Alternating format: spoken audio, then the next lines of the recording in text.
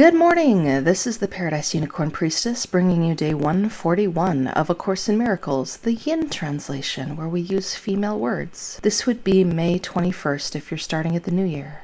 Bringing fantasy to truth. The betrayal of the child of God lies only in illusions, and all her sins are but her own imagining. Her reality is forever sinless.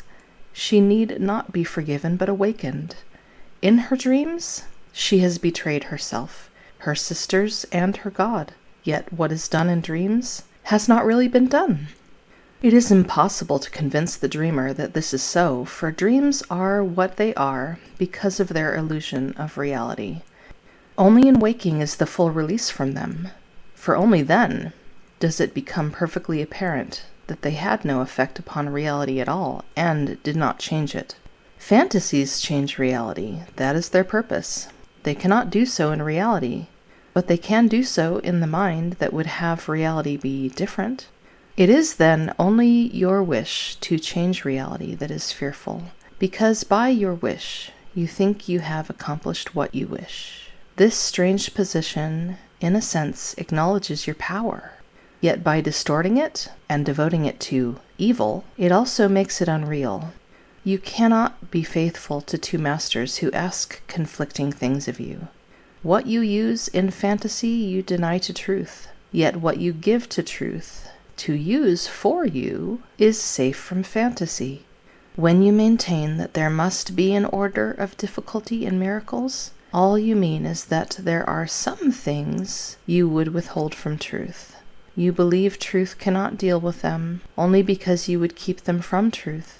Very simply, your lack of faith in the power that heals all pain arises from your wish to retain some aspects of reality for fantasy. If you but realized what this must do to your appreciation of the whole, what you reserve for yourself you take away from her who would release you. Unless you give it back, it is inevitable that your perspective on reality be warped and uncorrected.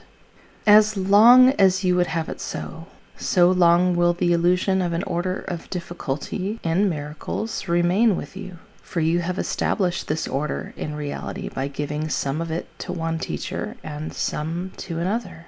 And so you learn to deal with part of the truth in one way, and in another way the other part. To fragment truth is to destroy it by rendering it meaningless. Orders of reality is a perspective without understanding, a frame of reference for reality to which it cannot really be compared at all. Think you that you can bring truth to fantasy and learn what truth means from the perspective of illusions? Truth has no meaning in illusion. The frame of reference for its meaning must be itself. When you try to bring truth to illusions, you are trying to make illusions real and keep them by justifying your belief in them.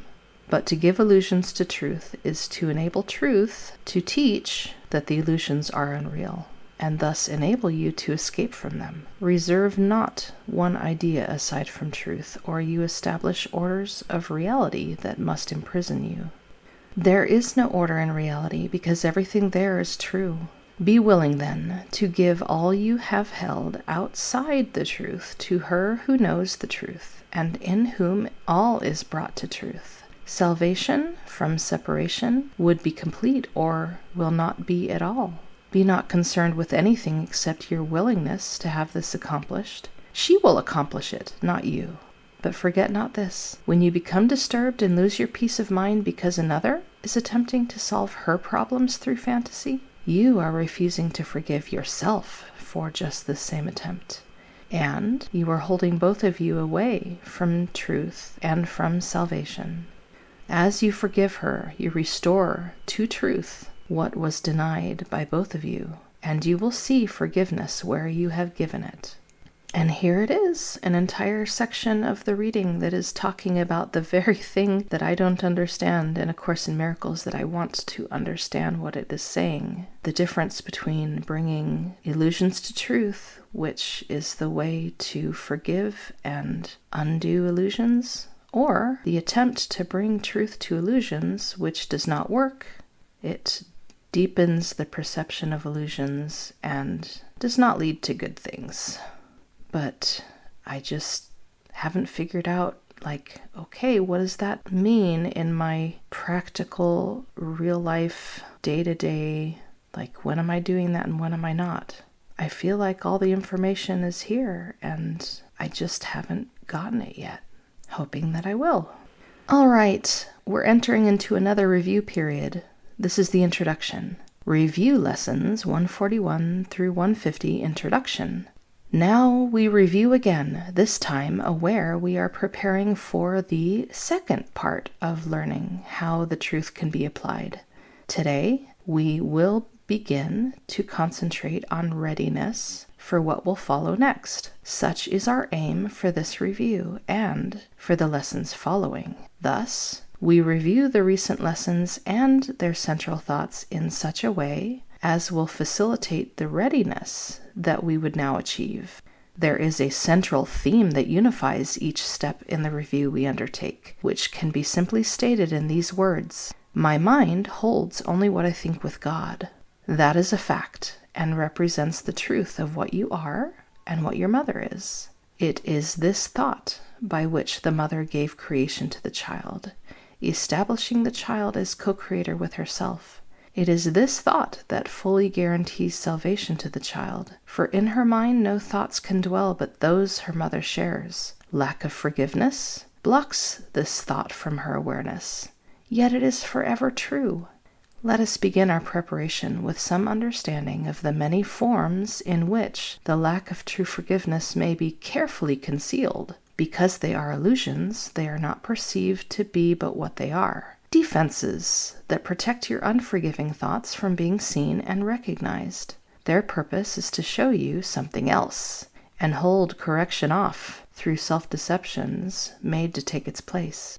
And yet, your mind holds only what you think with God. Your self-deceptions cannot take the place of truth. No more than can a child who throws a stick into the ocean change the coming and going of the tides, the warming of the water by the sun, the silver of the moon on it by night. So do we start each practice period in this review with readying our minds to understand the lessons that we read and see the meaning they offer us. Begin each day with time devoted to the preparation of your mind to learn what each idea you will review that day can offer you in freedom and in peace.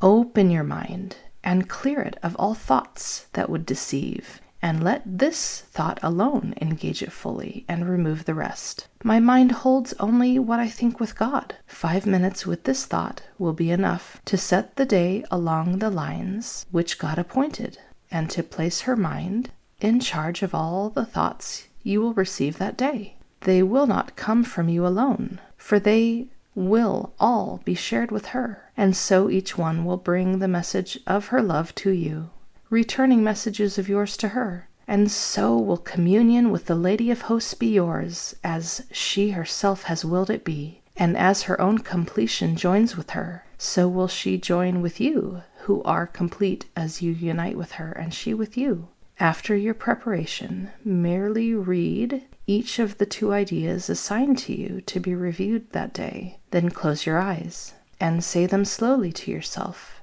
There is no hurry now, for you are using time for its intended purpose. Let each word shine with the meaning God has given it, as it was given to you through her voice. Let each idea which you review that day give you the gift that she has laid in it for you to have of her. And we will use no format for our practicing but this. Each hour of the day, bring to your mind the thought with which the day began, and spend a quiet moment with it.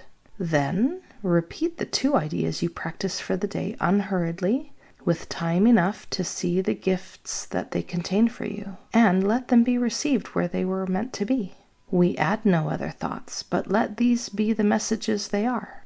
We need no more than this to give us happiness and rest and endless quiet, perfect certainty, and all our mother wills that we receive as the inheritance we have of her. Each day of practicing as we review, we close as we began, repeating the first thought that made the day a special time of blessing and of happiness for us, and through our faithfulness restored the world from darkness to the light, from grief to joy, from pain to peace, from sin to holiness. God offers thanks to you who practice thus the keeping of her word, and as you give your mind to the ideas for the day again before you sleep, her gratitude surrounds you in the peace where she wills you be forever, and are learning now to claim again as your inheritance. Lesson 141. Review of lessons 121 through 122. My mind holds only what I think with God. 121. Forgiveness is the key to happiness. 122. Forgiveness offers everything I want. And that's it. Happy practicing.